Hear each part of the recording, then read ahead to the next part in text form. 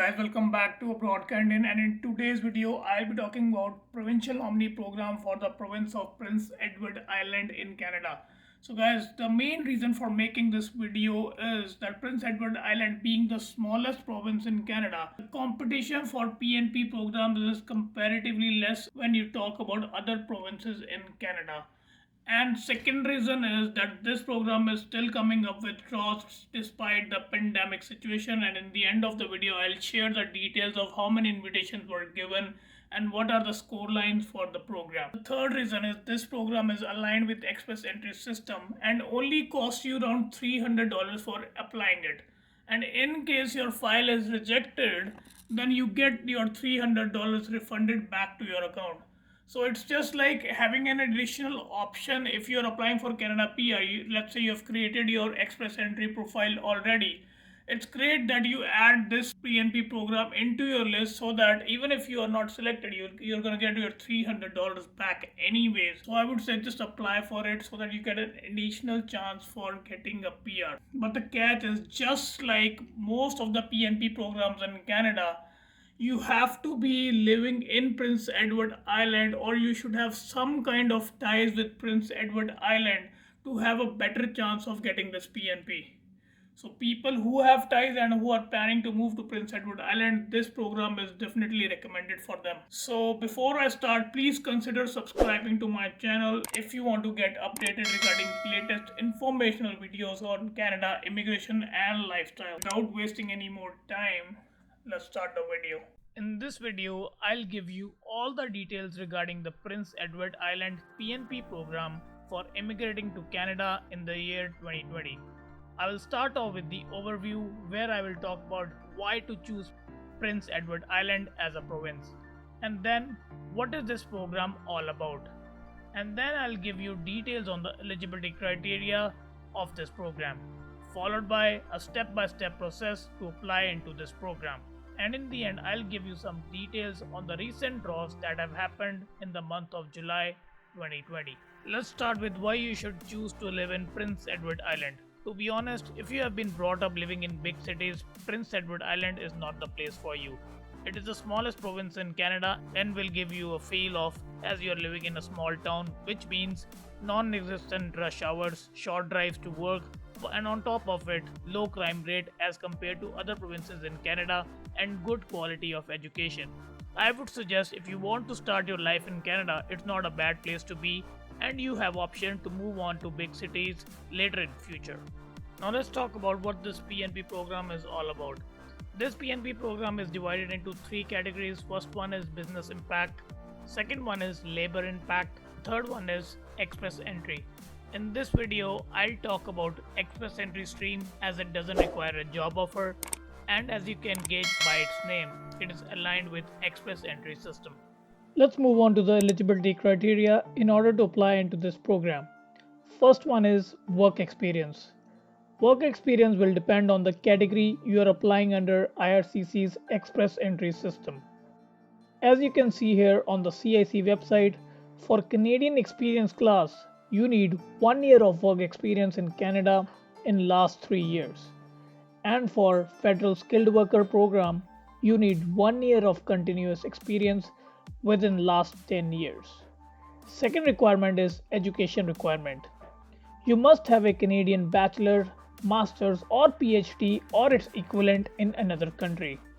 And if you have completed your studies outside of Canada, you need to get an education credential assessment report that proves that your education is equivalent to a Canadian degree. Here are the list of 7 organizations designated by IRCC where you can get your degrees assessed. Third is language requirements. For this, you will need Canadian language benchmark of 7 or higher. Next on the list is settlement funds. So here is the list of settlement funds that you will require if you are applying under Federal Skills Trades program. For one family member, you will need around 12,960 Canadian dollars, and for two family members, you will need around 16,135 Canadian dollars, and so on and so forth. Important thing to note here is that you will not need to show any proof of funds if you are applying under Canadian experience class category or you have a Canadian job offer. Next one is create a profile under Express Entry system. As I explained earlier, this program is aligned with Express Entry, so you will need to have a valid Express Entry profile in order to apply. Next requirement is an important one. So while creating your Express Entry profile, select all provinces and territories or Prince Edward Island under provinces and territories of interest page. As you can see here, you have to select all provinces or territories or Prince Edward Island. Now let's talk about the step-by-step process on how to apply into this program. First is obtain your IELTS, and I would suggest score minimum of CLB level 7, that means 6 bands each in reading, writing, listening and speaking. Second is obtain your ECA for highest level of education you possess. Third is create an Express Entry profile. You will need an active Express Entry profile to apply into this program. And fourth is submit your expression of interest to Prince Edward Island. This basically means is you're letting the province know that you are interested in applying into this program, and this is done on an online portal. Here is the link where you need to register an account, which is free of cost, and after that log in and fill in your details. For creating your profile, you will need valid email ID, identification information including passport details. This profile will be active for 6 months and you can update it anytime in case your situation changes. And if you don't get any invitation within 6 months, then you will need to recreate your profile. Your profile is basically selected based on some selection factors that are in the form of points grid. In order to explain the points grid, I will use this Express Entry application guide for Prince Edward Island PNP application. I will provide the link of this guide in the description box below. This guide will basically help you with everything you need to know about applying into this program. Let me show you how the points grid works. The maximum points you can score in this is 100, and it is based on 6 selection factors listed here. Those are age, language, education, work experience, employment and adaptability. So as you can see, these factors are further evaluated based on whether you have a job offer or not. Sum of both these category is 100, so no matter which one you fall under. Let's talk about age.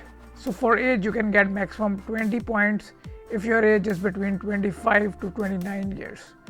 And then comes language ability. So maximum you can get for language is 20 points for CLB level 10. Important thing to note here is if you provide proof of proficiency in both the official languages, that is French and English, then you will be awarded 10 extra points. Then comes education. In this you can get maximum of 15 points if you have master's level or PhD level degree.